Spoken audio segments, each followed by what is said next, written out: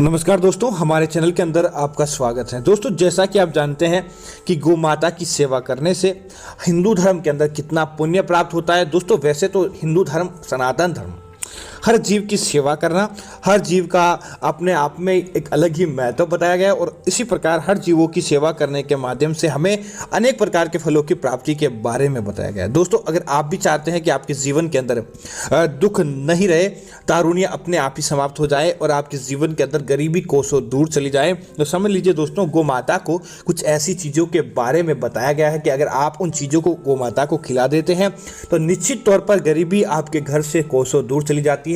श्री कृष्ण कहते हैं कि जो भक्त गायों की सेवा करता है और गायों की अपने आप के अंदर ही एक अलग दिल के अंदर उनके प्रति स्थान रखता है, उस व्यक्ति की मृत्यु के बाद भी गोलोक के अंदर निवास करता है और गोलोक में साक्षात भगवान श्री कृष्ण रहता था, तो उसे श्री कृष्ण का सानिध्य प्राप्त होता है। इसी वजह से गाय का विशेष महत्व माना गया है। दोस्तों, हिंदू धर्म के अंदर गायों को सबसे पवित्र माना गया और इसे माता का दर्जा दिया गया है। ग्रामीण इलाकों में पहली रोटी गाय की ही बनाई जाती है और गाय को प्राचीन काल से ही अधिक महत्व दिया गया है क्योंकि गौ माता के अंदर देवी देवताओं का स्वरूप माना गया है। शास्त्रों के मुताबिक गाय को स्नान करने के बाद अगर गो स्पर्श करने से सभी पाप आपके ऐसे ही समाप्त हो जाते हैं और वेदों में गाय को बहुत अधिक स्थान दिया गया है।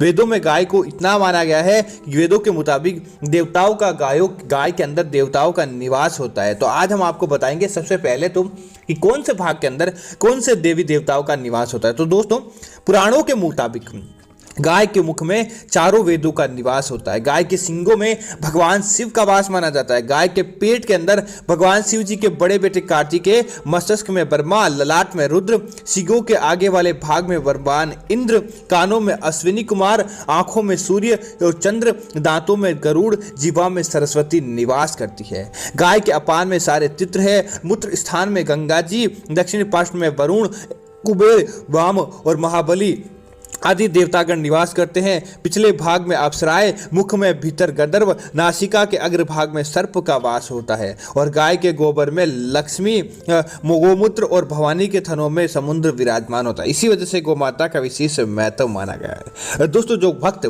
सच्चे मन से किसी प्रकार का आशीर्वाद प्राप्त करना चाहता है, सच्चे मन से चाहता है कि उसे माता लक्ष्मी की कृपा बनी रहे और माता लक्ष्मी का आशीर्वाद हो, तो गौ माता को आपको कुछ जरूरी चीजें जरूर खिलानी चाहिए। दोस्तों, आप कैसे भी परेशानी के अंदर गिरे हो, आपके जीवन के अंदर कैसा भी दुख हो और आप चाहते हैं कि आपको उस दुख से छुटकारा मिल जाए, तो गौ माता के सर से आप मस्तिष्क से मस्तिष्क मिला दें और आपकी कोई भी परेशानी है, दुख है, गौ माता के कानों के अंदर बोल दें। दोस्तों, निश्चित तौर पर आपको उस समस्या से छुटकारा मिल जाएगा। गौ माता की असीम कृपा आपको अपने आप ही देखने को मिल जाती है। तो दोस्तों, अगर आप धन की मनोकामना चाहते हैं, आप चाहते हैं कि धन का जीवन आपके जीवन के अंदर फ्लो बना रहे, धन की बरकत आपके जीवन के अंदर बनी रहे, तो दोस्तों आप गौ माता के चरणों के अंदर प्रणाम करें। गौ माता के चरणों के अंदर आदि अनादि देव गणों का निवास होता है, तो आप उनके चरणों का आप मस्तिष्क पर स्पर्श करें या फिर आप उनके चरणों का आशीर्वाद प्राप्त करें। उन्हें प्रणाम करने के बाद आप बस मात्र उन्हें पीला केला खिला दें।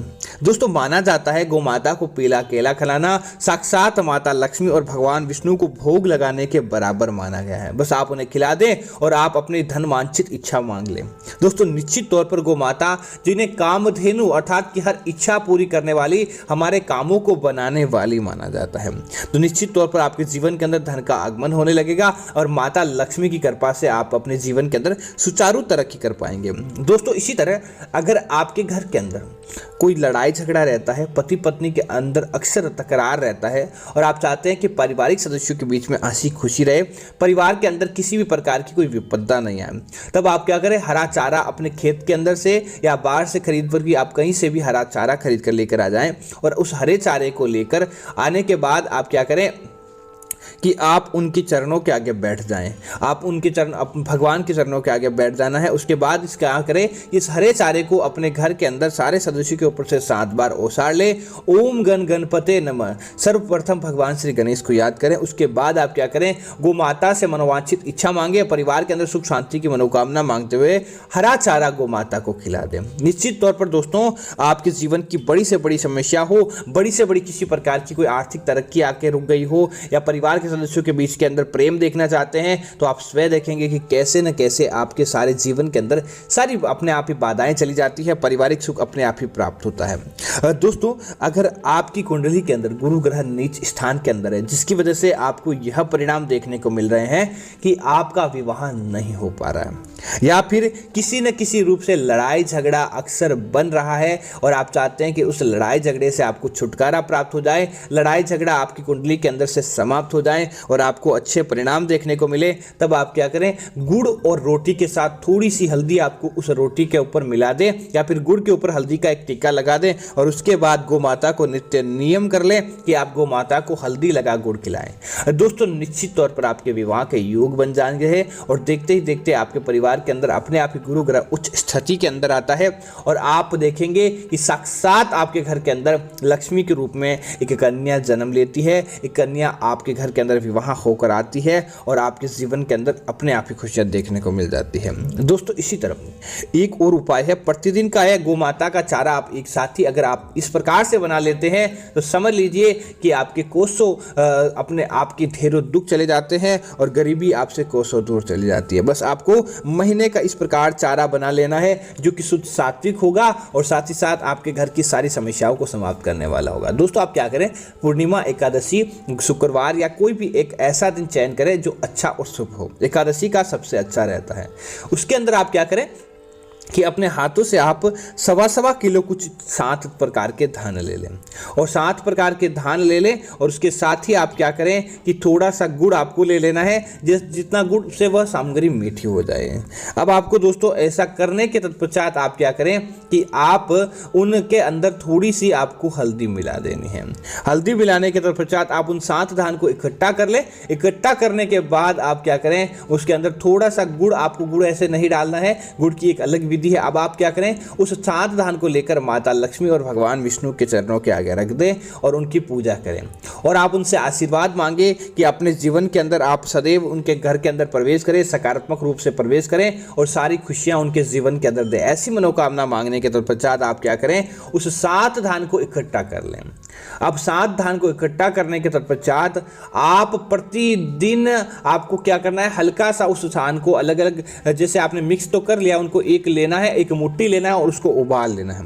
उबालने के तत्पश्चात आप क्या करें कि रोटी के ऊपर रखकर थोड़ा सा गुड़ के साथ आपको कहीं भी गौ माता दिखाई देती है दोस्तों, तो आपको गौ माता को वह 7 धान खिला देना है। दोस्तों, निश्चित तौर पर आप ऐसा देखेंगे कि कोई भी कैसी भी शक्ति क्यों ना हो, आपका कुछ भी नहीं बिगाड़ पाएगी। निश्चित तौर पर गौ माता आपके ऊपर इतनी प्रसन्न होती है, उस 7 धान के माध्यम से 7 धान आपके 7 ग्रहों को मजबूत करते हैं, जिसकी वजह से आपके काम ऐसे ही बन जाते हैं और देखते ही देखते आपका सारा काम अपने आप ही बन जाता है। गौ माता की कृपा से आपके घर के अंदर सुख समृद्धि देखने को मिल जाती है। तो दोस्तों, मैं उम्मीद करता हूं कि जानकारी आपको अच्छी लगी होगी। इस प्रकार की अन्य जानकारियां देखने के लिए आप हमारे चैनल को सब्सक्राइब करें और साथ ही साथ वीडियो को लाइक और शेयर जरूर करें ताकि ऐसी जानकारी आपको मिलती रहे। जय मां लक्ष्मी मित्रों, जय गौ माता मित्रों।